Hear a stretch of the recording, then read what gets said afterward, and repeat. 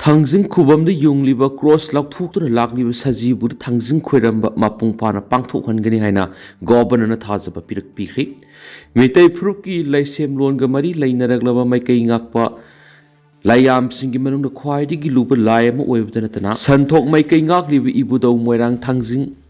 koidel lai haina khangnariba thangzing singi koklenda lairiba ibudau thangzingi senglaba khubamlena simahok saigoiba saktam thugaiduna laifamlena sida cross jungsinduna madi haukiba khumja english ngani ga kungo humdugi me ahumdigi ngasi phawba mitai miyamna laifamlena sida sattuna ira thawni pangthoktuna ibudaugi maphamda hairang amatang lairang amatang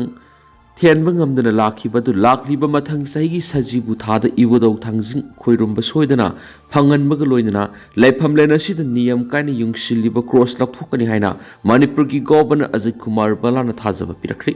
wafam asi turbungna Kuki narcotics na bom amadi nongmai kapsinduna nauna landarakhiba thawdo adugi matangda laingaki maikaidigi sapsaba thapuk lokhatpiu haina Moirang Assembly constituency hanagi MLA M Prithviraj Singhana governor ga unadunu wari sanabada governor na thajaba pirakibani ngasi Moirang Assembly constituency gi hanagi MLA Prithviraj Singhana governor Ajay Kumar Balaga Manipur athuba matamda ingta pahanjilakna ba masum laibak miyamda constitution gi right amasum mapung phana phanganaba minute nifurom unaduna wari sanakhi wari sanabadu hanagi MLA Prithviraj ki maikiri national highway da mathau taba central security force sing thambiduna laibak miyamna akiba madi ayet payauduna sathok sinjana blaiga ki maikiri gi thabak paikhatpiu national highway paringda lairiba kangpok pit mitai miyamna free movement yadana lairiba si constitution miyamna people right adu khongoina bani athuba matamda national highway da free movement yahanbiu haukiba tha sigi taraga tarukta Kuki narcotics na nongmay amadi bomb kapsilakpadigi thawdo adubu ningsingladuna mahakna singamadi tamtainaba lairiba periphery areas na security matik sana thamduna maphamadura lairiba miyamgi punsi ngak sienbagi thabak paikhatkadabani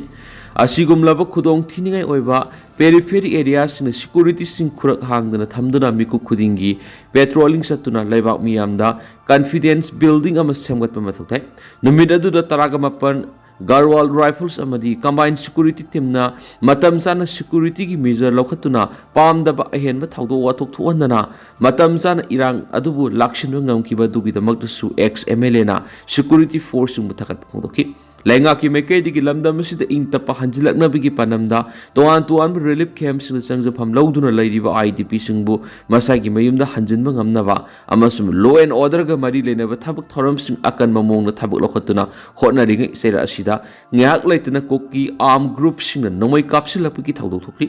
nomai kapsilapki thawdok sing si Kuki arm group sing gi maphamda ain kaina khusu khulai kya lairi haba takpani maramaduna security force na athuba matamda tungan security agency sing gi marakta coordinate laina thabak tawminaduna hairiba illegal weapon sing adu fagatpagi thabak sathagadabani hanasu governor da takshinki thangzing singda lairiba thangzing khubamlena si mitai miyamgi senglaba khubamlena mani khubamlena si Christian gi cross yungshinba sina mitai miyamgi sentiment sokan badanatana secularism gi wanthok violate tawba masum cultural harmony da akaiba piba mani thangzing khubamlena laiba asigi lairiba constitution gi article 25 ki makhana ngak sienduna thamlibani haina governor Ajay Kumar Balan potongki hanagi MLM Prithviraj na takshin ki buwafam singadu munna taraba matungda Manipur gi governor Ajay Kumar Balana thangzing khubamlena ain kaina yungsiliba cross adu laukthokuna lakliba mathang sahigi sajibu thangzing khoiramba mapung phana pangthoknaba security matik sana thamduna hotnagani haina thajaba pirakhiari Hairoki mafam mangada AR army amasum police na helicopter amadi drone sizinaduna thomjilakpur khunja sing mi painakri helicopter na para commando personal sing holaki Myanmar gi min Thar state ka Hairoka gi marak supnata gi kilometer nifurom damak lapnabadigi Myanmar rom digi underground activities sing sangsilakpur mayunanaba thawang lakhut po irangwani thaznari Kokomi IDP sing amasum miyamna relief camps sing sangjapam lawhaliba IDP sing bu satliba tha sigi manung masa gi mayumda hanjin hangadabani haiduna Manipur lengakta akanba pressure pirakpadigi Bishnupur district ki oina laimaram waroi singda इमुंग हुमफुगा मरीगी IDP सनीगा यंखैगा तरेट हंजिन हनखिबगा लोइदना Torbung फगावचाव इखाइदसु IDP खरा होंजिल हनबा होरकपदिगी थासिगी तरागा तरुकी नुमिदांगदा कोकी narco टेरोरिस्टसिंगना bomb अमदि नोंमै कापसिनुना अकनबा लांचा थरकपगी मयोक्ता मियाम खुबना यानिंगदबा फोंदोकनरिङैगी सैरक्ता खंगहौदना थौबाल डिस्ट्रिक्ट की हाइरोकी तोवान तोवान मफमसिंगदा मसिंग यामदबा असम राइफल्स आर्मी अमदि पुलिस पर्सनल सिंगदा ड्रोन अमदि हेलीकॉप्टर फाव सिजिनदुना थोमजिलकपदा हाइरोकी खुंजासिंग खंगप्रेक खंगदुना मिपाइनख्रे हाइदि पाउसी अमना फंगबा पाउदा खंगहौदना ngarang ayuk pung nipalom tarakpada hairok PS dagi nongpoklomda kilometer 5 rom lapnana leiriba singi saruksingda Assam Rifles ki kuntraga mathoi kuntraga homdoi amasum nifuga Taruk suba battalion gi yamnaba personal sing BSF ki kuntraga mari suba battalion gi Z company gi personal sing amasum police ki masing yamnaba personal singna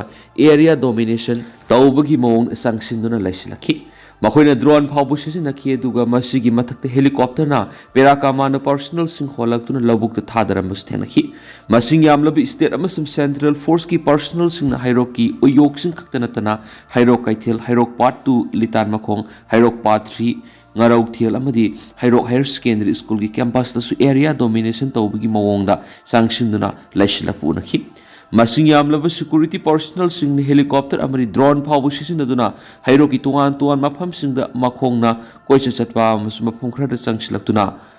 position na singwa lauduna lairakpadi hairoki mafam sing asigi miyamna makhogi khulda combined force na coming operation tawduna ba CM sarakpani haina khanaki adumainama security force ki personnel sing asigi maikedi hairoki mafam amatada coming operation ni haiba yaba thibuhum ki thaba amata satharam khidi adumainama mafam ayambada apaba makhal gi kusuklai paiba combined team asigi personnel sing sangsin duna lekhi masi phawba security personnel sing asigi maikedi gi kholgi khunja amata amakhoi kari gi damak lakpano amasum kari tawgadori bano haiba wafam sing khan khidi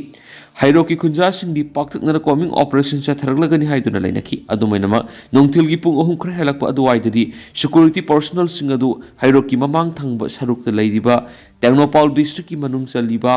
thamlai khullom da mathang sakhi security personnel sing ki maikedi gi miyam da wap mamada phongdoklam da bana ngarangi thawong asi makoina helicopter amari drone phawu sisinaduna kari gi damak satharambano haiba khangmam khidi adumoinama mamang thagi kungani pan gi ayu angan bada Indo Myanmar border pillar number 87 dagina 89 phaw gi marak ta leiriba yangau pok amasum maring thiel gi marak ta leiba ahum suba Assam Rifles ki camp operation base COB amada underground organization amagi gathersing akanba attack sa tharaktuna KM adu leibi AR gi knife surveyor ama hatkibaduga atopa personal ahumna sokpadigi leimakhongi military hospital pukhalaktura laikanakiba thawdo adugi mayokta security force na asobo operation ma sa thanabagi dama area domination gi thabak hana sa tharakpu oigani thajanari matang sida panba yabadi ahum suba Assam Rifles ki post adu satakhibe attack adu Revolutionary People's Front RPF ki Lanmi Sanglo People's Liberation Army PLA na satharakpa Operation Langolgi manungsan mathabak ni haina RPF ki makedi ki phongdok palai khrabane Amaramda Myanmar gi junta lainga ki mayokta akan balan horiba laiba adur base toba ko ki furu ki tuan ba underground organization singna Myanmar sangjapam lori ba laiba asigi awang nong poki lahurup singi mathakta su mamang takta akan balan sa tharak palai khrabane maram masina ngarangi combined force ki makedi gi sa tharaki ba thong asi mamang thagi kungani pan ahum suba AR gi post akan ba attack sa tharam ki baduda senaba singi khungulli na bo honarak pagaloina kariguma Indo Myanmar ngamkhai paringda Myanmar base Kuki UG group singa Northeast ki underground organization singi gi marakta Khut thoknaraklaga UG singa duna Manipur gi ngamkhai romda changsilakpada makhoibu mayokna duna phagatnaba thorang torakpo oiramba siya haina thajanari adumainama ngarange dugumlaba khongjang singbu mipai thibaina hangadaba thawong sing makhatana security force ngi mekaidigi sathabigano haina appeal tawnarakli loinana hairok apunba club ki poktak loi moirang them Rameswar maitina club singi mutchiladuna phongdorakpada security force na asigumba thawong sa tharakpada misa miyambo akiba maso mipai pa pokhali hairaduna thawong asi amuhana sa thabigino hairakhi sadiskat asiba haksang phumbaga mari leina unkhatnarakpadigi violence ki thawdok thokduna sirs ani mai thakri mongpham tawkhaikhri miyoi kya aso opanangkhri Sadisat ki konung Raipur ki kilometer samag yangkhairom sa laga leiba Kankar district ki ꯑꯃꯥꯕꯦꯗ ꯈꯨꯡꯒꯪꯗ ꯑꯁꯤꯕ ꯍꯛꯆꯥꯡ ꯐꯨꯝꯕꯒ ꯃꯔꯤ ꯂꯩꯅꯅ ꯃꯤꯑꯣꯏ ꯈꯔꯒꯤ ꯃꯔꯛꯇ ꯌꯦꯛꯅꯔꯛꯇꯨꯅ ꯎꯪꯈꯠꯅꯔꯤꯉꯩ ꯈꯪꯍꯧꯗꯅ ꯚꯥꯏꯑꯣꯂꯦꯟꯁꯀꯤ ꯊꯧꯗꯣꯛ ꯊꯣꯛꯂꯛꯇꯨꯅ ꯃꯐꯝ ꯑꯗꯨꯗ ꯂꯩꯕ ꯆꯔꯆ ꯑꯅꯤ ꯃꯩ ꯊꯥꯈ꯭ꯔꯦ꯫ ꯑꯁꯤꯕ ꯍꯛꯆꯥꯡ ꯐꯨꯝꯐꯝꯗꯒꯤ ꯃꯣꯡꯐꯝ ꯀꯌꯥ ꯇꯧꯈꯥꯏꯈ꯭ꯔꯦ ꯑꯃꯁꯨꯡ ꯈꯠꯅ ꯆꯩꯅꯕꯒꯤ ꯊꯧꯗꯣꯛꯇ ꯃꯤꯑꯣꯏ ꯀꯌꯥ ꯑꯁꯣꯛ ꯑꯄꯟ ꯅꯪꯈ꯭ꯔꯦ ꯍꯥꯏꯔꯤ꯫ ꯑꯣꯊꯣꯔꯤꯇꯤꯁꯤꯡꯒꯤ ꯃꯥꯏꯀꯩꯗꯒꯤ ꯐꯣꯡꯗꯣꯔꯛꯄꯗ ꯊꯧꯗꯣꯛ ꯑꯗꯨ ꯑꯃꯔꯣꯝꯗ ꯈꯨꯡꯒꯪꯗ ꯂꯩꯕ ꯈꯨꯡꯒꯪꯒꯤ ꯃꯤꯑꯣꯏꯁꯤꯡꯅ ꯈ꯭ꯔꯤꯁꯇꯤꯌꯟ ꯂꯥꯏꯅꯤꯡ ꯑꯣꯟꯊꯣꯛꯈ꯭ꯔꯦ ꯍꯥꯏꯅ ꯀ꯭ꯂꯦꯝ ꯇꯧꯕ ꯔꯥꯖꯃꯥꯟ ꯁꯂꯥꯝꯒꯤ ꯏꯃꯨꯡ ꯃꯅꯨꯡꯅ ꯃꯈꯣꯏꯒꯤ ꯃꯄꯥ ꯆꯝꯔꯥꯔꯥꯝ ꯁꯂꯥꯝꯒꯤ ꯍꯛꯆꯥꯡꯕꯨ ꯄ꯭ꯔꯥꯏꯚꯦꯠ ꯑꯃꯅꯤ ꯍꯥꯏꯕ ꯃꯐꯝ ꯑꯃꯗ ꯆꯠꯅꯕꯤꯒꯤ ꯃꯇꯨꯡꯏꯟꯅ ꯐꯨꯝꯅꯕ ꯍꯣꯠꯅꯔꯛꯄꯗꯒꯤ ꯊꯣꯛꯈꯤꯕꯅꯤ꯫ ꯈꯨꯡꯒꯪꯒꯤ ꯃꯤꯌꯥꯝꯅ ꯐꯣꯡꯗꯣꯔꯛꯄꯗ ꯔꯥꯖꯃꯥꯟ ꯁꯂꯥꯝꯒꯤ ꯏꯃꯨꯡ ꯃꯅꯨꯡꯅ ꯇꯧꯔꯤꯕ ꯊꯕꯛ ꯑꯗꯨ ꯂꯣꯟꯅ ꯊꯨꯞꯅ ꯇꯧꯕꯅꯤ ꯑꯃꯁꯨꯡ ꯇ꯭ꯔꯥꯏꯕꯦꯜꯒꯤ ꯆꯠꯅꯕꯤꯒꯤ ꯃꯇꯨꯡꯏꯟꯅ ꯇꯧꯕꯁꯨ ꯅꯠꯇꯦ ꯍꯥꯏꯗꯨꯅ ꯌꯦꯠꯅꯗꯨꯅ ꯎꯪꯈꯠꯅꯕꯒꯤ ꯐꯤꯚꯝꯗ ꯂꯩꯔꯤꯉꯩꯗ ꯈꯪꯍꯧꯗꯅ ꯈꯨꯟꯖꯥꯁꯤꯡꯅ ꯃꯐꯝ ꯑꯗꯨꯗ ꯂꯩꯕ ꯈ꯭ꯔꯤꯁꯇꯤꯌꯟ ꯂꯥꯏꯅꯤꯡ ꯑꯣꯜꯂꯕ ꯃꯤꯑꯣꯏꯁꯤꯡꯗ ꯑꯣꯟꯁꯤꯟꯗꯨꯅ ꯏꯔꯥꯡ ꯍꯧꯔꯛꯄꯗꯒꯤ ꯚꯥꯏꯑꯣꯂꯦꯟꯁꯀꯤ ꯊꯧꯗꯣꯛ ꯑꯗꯨ ꯊꯣꯛꯈꯤꯕꯅꯤ꯫ ꯊꯧꯗꯣꯛ ꯑꯗꯨꯗ ꯄꯨꯂꯤꯁ ꯄꯔꯁꯣꯅꯦꯜ 10 ꯌꯥꯎꯅ ꯃꯤꯑꯣꯏ ꯀꯌꯥ ꯑꯁꯣꯛ ꯑꯄꯟ ꯅꯪꯈꯤ꯫ ꯄꯨꯂꯤꯁ ꯑꯃꯗꯤ ꯗꯤꯁꯇ꯭ꯔꯤꯛ ꯑꯦꯗꯃꯤꯅꯤꯁꯇ꯭ꯔꯦꯁꯟꯅ ꯈꯨꯠ ꯊꯤꯡꯖꯤꯜꯂꯕ ꯃꯇꯨꯡꯗ ꯔꯥꯖꯃꯥꯟ ꯁꯂꯥꯝꯒꯤ ꯃꯄꯥꯒꯤ ꯐꯨꯝꯖꯤꯜꯂꯨꯔꯕ ꯍꯛꯆꯥꯡ ꯑꯗꯨ ꯂꯩꯅꯨꯡꯗꯒꯤ ꯂꯧꯊꯣꯛꯇꯨꯅ ꯑꯃꯥꯕꯦꯗ ꯈꯨꯡꯒꯪꯗꯒꯤ ꯄꯨꯊꯣꯔꯛꯇꯨꯅ ꯑꯇꯣꯞꯄ ꯃꯐꯝ ꯑꯃꯗ ꯐꯨꯝꯈ꯭ꯔꯦ ꯍꯥꯏꯔꯤ꯫ ꯑꯦꯗꯤꯁꯅꯦꯜ ꯀꯣꯟꯇ꯭ꯔꯦꯛꯇꯔ ꯑꯟꯖꯣꯏ ꯁꯤꯡꯍꯥꯅ ꯐꯣꯡꯗꯣꯛꯄꯗ ꯔꯥꯖꯃꯥꯟ ꯁꯂꯥꯝꯅ ꯈ꯭ꯔꯤꯁꯇꯤꯌꯟ ꯂꯥꯏꯅꯤꯡꯒꯤ ꯆꯠꯅꯕꯤ ꯃꯇꯨꯡꯏꯟꯅ ꯃꯄꯥꯒꯤ ꯍꯛꯆꯥꯡ ꯐꯨꯝꯅꯕ ꯍꯣꯠꯅꯔꯛꯄꯗ ꯃꯐꯝ ꯑꯗꯨꯗ ꯍꯤꯟꯗꯨ ꯂꯥꯏꯅꯤꯡ ꯆꯠꯄꯁꯤꯡꯅ ꯑꯀꯟꯕ ꯃꯑꯣꯡꯗ ꯊꯤꯡꯕ ꯂꯩꯈꯤ꯫ ꯃꯁꯤꯒꯤ ꯃꯔꯨꯑꯣꯏꯕ ꯃꯔꯝꯗꯤ ꯔꯥꯖꯃꯥꯟ ꯁꯂꯥꯝꯒꯤ ꯃꯄꯥ ꯆꯝꯔꯥꯔꯥꯝ ꯑꯁꯤ ꯃꯍꯥꯛꯀꯤ ꯑꯔꯣꯏꯕ ꯃꯤꯀꯨꯞ ꯐꯥꯎꯕ ꯍꯤꯟꯗꯨ ꯂꯥꯏꯅꯤꯡꯗ ꯆꯠꯄ ꯆꯦꯠꯅ ꯊꯥꯖꯕ ꯃꯤꯑꯣꯏ ꯑꯃ ꯑꯣꯏꯅ ꯂꯥꯏꯅꯤꯡ ꯑꯁꯤꯒꯤ ꯊꯕꯛ ꯊꯧꯔꯝꯁꯤꯡꯗ ꯊꯋꯥꯏ ꯍꯛꯆꯥꯡ ꯌꯥꯎꯅ ꯁꯔꯨꯛ ꯌꯥꯔꯝꯕ ꯃꯤꯑꯣꯏ ꯑꯣꯏꯕꯗꯒꯤꯅꯤ ꯍꯥꯏꯔꯤ꯫ ꯃ꯭ꯌꯥꯟꯃꯥꯔ ꯖꯨꯟꯇꯥ ꯂꯩꯉꯥꯛꯅ ꯏꯂꯦꯛꯁꯟ ꯄ꯭ꯔꯣꯇꯦꯛꯁꯟ ꯂꯣꯒꯤ ꯃꯈꯥꯗ ꯃꯤꯑꯣꯏ 200 ꯍꯦꯟꯅ ꯐꯥꯖꯤꯟꯈ꯭ꯔꯦ꯫ ꯖꯨꯟꯇꯥ ꯂꯥꯟꯃꯤ ꯑꯃꯁꯨꯡ PNOꯅ ꯁꯥꯂꯣꯡ ꯚꯤꯂꯦꯖꯀꯤ ꯌꯨꯝꯁꯤꯡ ꯃꯩ ꯊꯥꯗꯣꯛꯈ꯭ꯔꯦ ꯍꯥꯏꯔꯤ꯫ ꯊꯥ ꯑꯁꯤꯒꯤ 19ꯅ ꯃ꯭ꯌꯥꯟꯃꯥꯔꯗ ꯄꯥꯡꯊꯣꯛꯀꯗꯧꯔꯤꯕ ꯖꯦꯅꯔꯦꯜ ꯏꯂꯦꯛꯁꯟꯒ ꯃꯔꯤ ꯂꯩꯅꯅ ꯃ꯭ꯌꯥꯟꯃꯥꯔ ꯃꯤꯂꯤꯇꯔꯤꯅ ꯍꯧꯈꯤꯕ ꯊꯥ 4ꯔꯣꯝꯁꯤꯗ ꯍꯟꯗꯛꯇ ꯆꯠꯅꯕ ꯍꯧꯈꯤꯕ ꯏꯂꯦꯛꯁꯟ ꯄ꯭ꯔꯣꯇꯦꯛꯁꯟ ꯂꯣꯒꯤ ꯃꯈꯥꯗ ꯃꯤꯑꯣꯏ 117 ꯐꯥꯖꯤꯟꯈ꯭ꯔꯦ꯫ ꯃꯤꯑꯣꯏꯁꯤꯡ ꯐꯥꯖꯤꯜꯂꯤꯕ ꯑꯁꯤ ꯂꯥꯛꯀꯗꯧꯔꯤꯕ ꯃꯤꯈꯜꯗ ꯑꯁꯣꯏ ꯑꯉꯥꯝ ꯊꯣꯛꯇꯅꯕꯒꯤ ꯑꯁꯥꯟꯕ ꯃꯤꯠꯌꯦꯡꯗꯅꯤ ꯍꯥꯏꯅ ꯖꯨꯟꯇꯥꯒꯤ minister of home affairs lieutenant general Tun ꯅꯥꯎꯡꯅ ꯐꯣꯡꯗꯣꯛꯈ꯭ꯔꯦ꯫ ꯊꯥ ꯑꯁꯤꯒꯤ 13ꯇ ꯄꯥꯡꯊꯣꯛꯈꯤꯕ ꯃ꯭ꯌꯥꯟꯃꯥꯔ ꯖꯨꯟꯇꯥꯒꯤ ꯁꯦꯟꯇ꯭ꯔꯦꯜ ꯀꯃꯤꯇꯤꯒꯤ ꯃꯤꯐꯝꯗ ꯂꯦꯐꯇꯅꯦꯟ ꯖꯦꯅꯔꯦꯜ ꯇꯨꯟ ꯅꯥꯎꯡꯅ ꯂꯩꯕꯥꯛ ꯁꯤꯟꯕ ꯊꯨꯡꯅ ꯀꯦꯁ 190 ꯐꯥꯏꯜ ꯇꯧꯈ꯭ꯔꯦ꯫ ꯐꯥꯏꯜ ꯇꯧꯈꯤꯕ ꯀꯦꯁꯁꯤꯡ ꯑꯁꯤꯗ ꯅꯨꯄꯥ 100 ꯑꯃꯁꯨꯡ ꯅꯨꯄꯤ 19 ꯌꯥꯎꯔꯤ꯫ ꯐꯥꯈ꯭ꯔꯕ ꯃꯤꯑꯣꯏꯁꯤꯡ ꯑꯗꯨ ꯆꯍꯤ ꯑꯁꯤꯒꯤ ꯖꯨꯂꯥꯏ 18ꯗꯒꯤ ꯆꯠꯅꯕ ꯍꯧꯈꯤꯕ law and protection of multi party democratic general election from obstruction disruption and ꯗꯤꯁꯇ꯭ꯔꯛꯁꯟꯒꯤ ꯃꯈꯥꯗꯅꯤ ꯍꯥꯏꯅ ꯂꯦꯐꯇꯅꯦꯟ ꯖꯦꯅꯔꯦꯜ ꯇꯨꯟ ꯅꯥꯎꯡꯅ ꯐꯣꯡꯗꯣꯔꯛꯈꯤ꯫ ꯂꯥꯛꯀꯗꯧꯔꯤꯕ ꯃꯤꯈꯜꯗ ꯉꯥꯛꯁꯦꯟꯒꯤ ꯊꯕꯛ ꯂꯧꯈꯠꯄꯗ ꯑꯀꯥꯏ ꯑꯇꯣꯏ ꯄꯤꯅꯕ ꯊꯧꯔꯥꯡꯕ ꯑꯃꯁꯨꯡ ꯄꯥꯝꯗꯕ ꯋꯥꯔꯣꯜꯁꯤꯡ ꯐꯣꯡꯗꯣꯛꯄꯁꯤꯡꯒꯤ ꯃꯊꯛꯇ ꯑꯀꯟꯕ ꯃꯤꯠꯌꯦꯡ ꯆꯪꯂꯒꯅꯤ ꯍꯥꯏꯅꯁꯨ ꯇꯨꯟ ꯅꯥꯎꯡꯅ ꯐꯣꯡꯗꯣꯛꯈ꯭ꯔꯦ꯫ ꯖꯨꯟꯇꯥꯒꯤ ꯃꯈꯥꯗ ꯂꯩꯕ ꯃꯤꯗꯤꯌꯥꯅ ꯊꯝꯂꯛꯄ ꯋꯥꯔꯣꯜ ꯑꯃꯗ ꯂꯩꯉꯥꯛꯅ ꯃꯤꯈꯜꯒꯤ ꯊꯧꯔꯥꯡ ꯇꯧꯔꯤꯕꯁꯤꯗ ꯁꯣꯁꯤꯌꯦꯜ ꯃꯤꯗꯤꯌꯥ ꯅꯠꯇ꯭ꯔꯒꯅ ꯑꯇꯝꯅꯅ ꯑꯊꯤꯡꯕ ꯑꯃꯗꯤ ꯑꯀꯥꯏꯕ ꯄꯤꯔꯛꯄꯁꯤꯡꯒꯤ ꯃꯊꯛꯇ ꯑꯍꯦꯟꯕ ꯃꯤꯠꯌꯦꯡ ꯊꯝꯗꯨꯅ ꯊꯤꯒꯠꯄꯒꯤ ꯊꯕꯛꯁꯤꯡ ꯆꯠꯊꯔꯤ ꯍꯥꯏꯔꯤ꯫ ꯖꯨꯟꯇꯥ ꯂꯥꯟꯃꯤ ꯑꯃꯁꯨꯡ PMOꯅ ꯁꯥꯂꯣꯡ ꯚꯤꯂꯦꯖꯀꯤ ꯌꯨꯝꯁꯤꯡ ꯃꯩ ꯊꯥꯗꯣꯛꯈ꯭ꯔꯦ꯫ ꯊꯥ ꯑꯁꯤꯒꯤ 19ꯅ ꯃ꯭ꯌꯥꯟꯃꯥꯔ ꯖꯨꯟꯇꯥ ꯂꯩꯉꯥꯛꯅ ꯃꯤꯈꯜꯒꯤ ꯑꯀꯟꯕ ꯆꯦꯛꯁꯤꯟ ꯊꯧꯔꯥꯡ ꯂꯧꯈꯠꯂꯤꯉꯩ ꯆꯩꯔꯛꯇ ꯈꯥ ꯊꯪꯕ ꯁꯟ ꯏꯁꯇꯦꯠꯀꯤ ꯄꯦꯀꯣꯟ ꯇꯥꯎꯟꯁꯤꯞꯇ ꯂꯩꯕ ꯁꯥꯂꯣꯡ ꯁꯥꯎꯠ ꯚꯤꯂꯦꯖꯀꯤ ꯌꯨꯝ ꯀꯌꯥ ꯃ꯭ꯌꯥꯟꯃꯥꯔ ꯖꯨꯟꯇꯥ ꯑꯃꯗꯤ ꯃꯄꯥꯡ ꯑꯣꯏꯅ ꯆꯠꯃꯤꯟꯅꯔꯤꯕ ꯃꯤꯂꯤꯁꯤꯌꯥ ꯒ꯭ꯔꯨꯞ PAO ꯅꯦꯁꯅꯦꯜ ꯑꯣꯔꯒꯅꯥꯏꯖꯦꯁꯟ PNOꯒꯤ ꯂꯥꯟꯃꯤꯁꯤꯡꯅ ꯃꯩ ꯊꯥꯗꯣꯛꯈ꯭ꯔꯦ꯫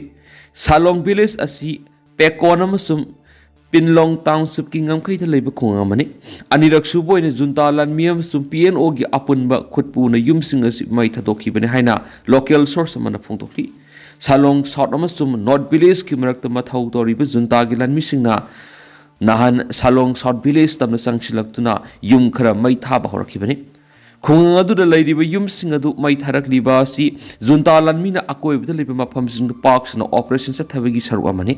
ꯄꯦꯀꯣꯟ ꯄꯤꯂꯣꯡ ꯉꯝꯈꯩꯗ ꯀꯥꯔꯦꯟ ꯔꯦꯖꯤꯁꯇꯦꯟ ꯒ꯭ꯔꯨꯞꯁꯤꯡꯒ ꯖꯨꯟꯇꯥ ꯑꯃꯁꯨꯡ PNOꯒ ꯆꯨꯡꯁꯤꯟꯅꯕ ꯂꯥꯟꯃꯤꯁꯤꯡꯒ ꯅꯨꯃꯤꯠ ꯈꯨꯗꯤꯡꯒꯤ ꯈꯨꯠ ꯊꯣꯛꯅꯗꯨꯅ ꯂꯥꯛꯈꯤꯕꯅꯤ꯫ ꯊꯥ ꯑꯁꯤꯒꯤ 2ꯗꯁꯨ ꯖꯨꯟꯇꯥ ꯑꯃꯁꯨꯡ PNOꯅ ꯁꯥꯂꯣꯡ ꯁꯥꯎꯠ ꯚꯤꯂꯦꯖꯇ ꯂꯩꯕ ꯌꯨꯝ ꯀꯌꯥꯁꯨ ꯄꯥꯛꯇꯛꯅꯅ ꯃꯩ ꯊꯥꯗꯣꯛꯈꯤ ꯍꯥꯏꯔꯤ꯫